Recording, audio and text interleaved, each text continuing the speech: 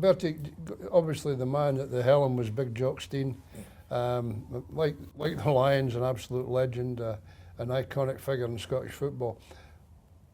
Where do you think Jock began planning the European Cup victory? If there was such a way to say that you could actually plan something like that ahead. Well, you see, he was a passionate football person, you know, and what he used to do, and I was lucky enough that I was just a young boy, and we'd go to a restaurant called Ferrari's in the town when Jock was still a player, but he was injured. And I would see him, and I'd be just, you used to have to give a shilling, 5 pence, a tip to the waitresses, and you get a 3-course meal.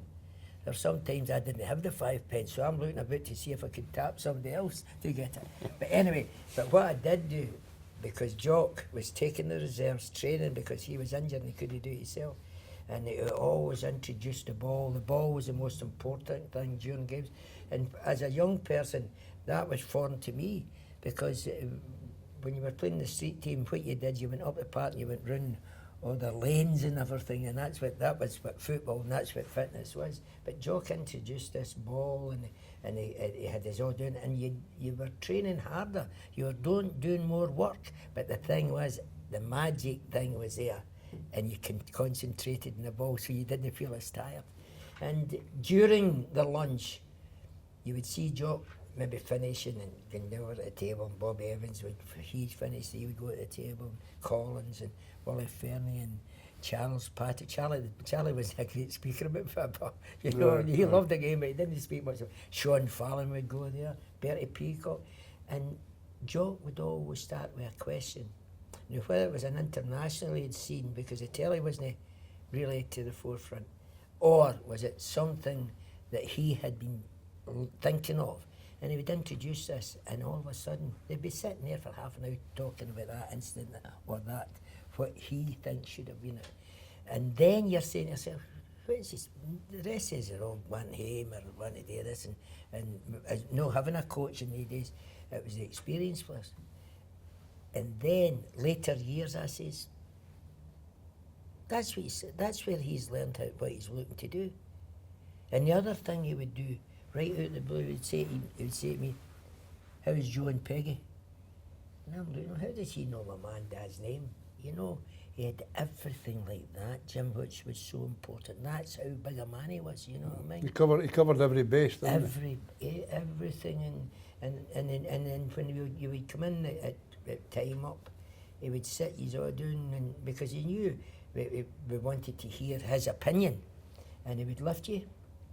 But if you maybe tried to be a Charles Patrick by shoving somebody through somebody's leg and starting and laughing, he would pull you down in front of everybody. Do not ever humiliate a fellow professional. And that's the way he said, don't ever do it.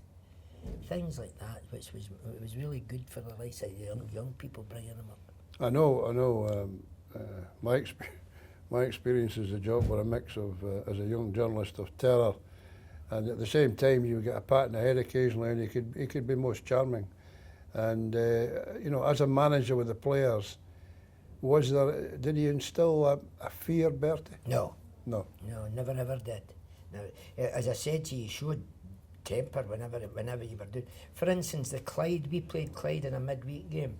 I'm talking about in the 60s, and it was a midweek game, and we were beating Clyde 3-0, and Ronnie's in goal.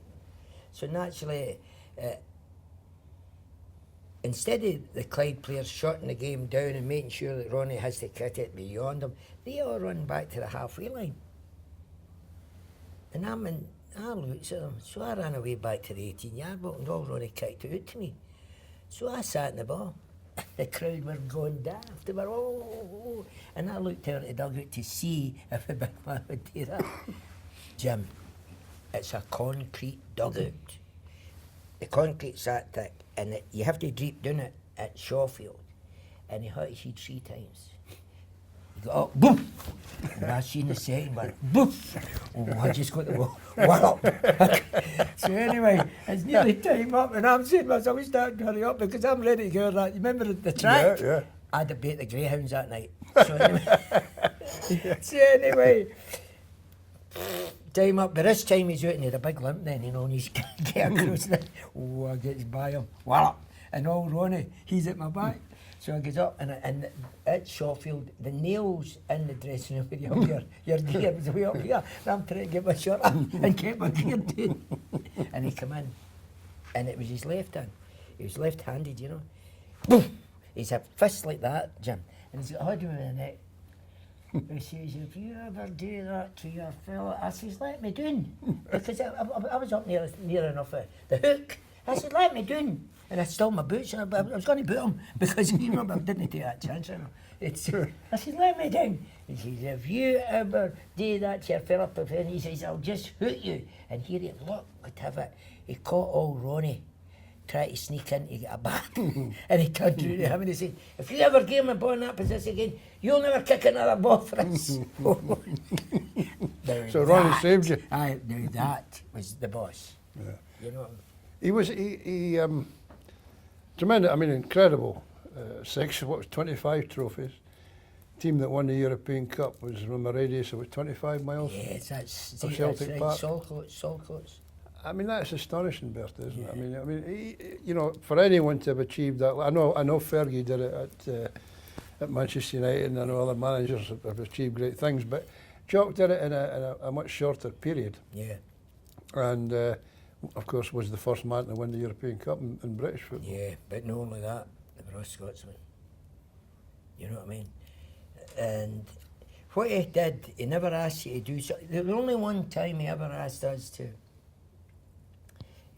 change the system. He always gave us our head. He always knew what our capabilities, and he never asked you to do something you weren't capable of other than one game, and that was against Dukla Prague over there.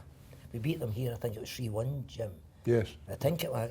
I'm think not it was. too, I think I'm it was not 3-1. too clever with the results and such. I know when we win, but I mean the score. And he asked Stevie to be one man up. And I promise you, they pummeled us, and all Ronnie was at his best. Had a lot of great saves. See at time up?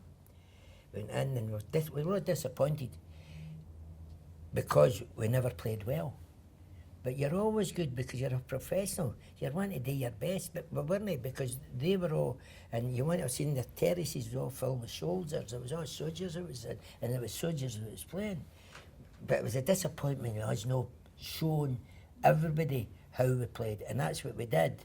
That's what Jock had us doing. It didn't matter away from home. No, it's the same length apart. It's the same grass and things like that. You do what you're capable of doing. And he sat down, boys, and he turned around and he says, but he himself says, I must apologise to you. He says, and I promise you, as long as I'm manager here, it'll never happen again.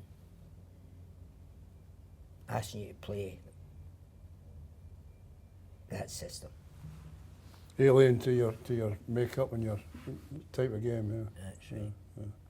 What? Now that, to me, that in its own shows you the type of man he was. Was he? I'm sure he must have done. And I saw it myself, if I'm honest. He did have a warm side to him at times as well, didn't he? Oh yes, aye. Yeah, very much so. One thing he hated, Jim, was drink. And he wasn't a smoker either, you know what I mean? But he didn't like people drinking, you know what I mean? And he used to always come round the tables at the dinners after the games, and that he'd come round, and if you were sitting there with a glass of Coke, he'd pick up and say, I'm off, it's thirsty. It wasn't a Coke at all, he was wanting to say, well, then. Say vodka. That's right. And this day at Ferraris, one of his first times he was at Ferraris after a game, and we're in Ferraris, and I'm not kidding you, Jim. You know, like Big Tommy.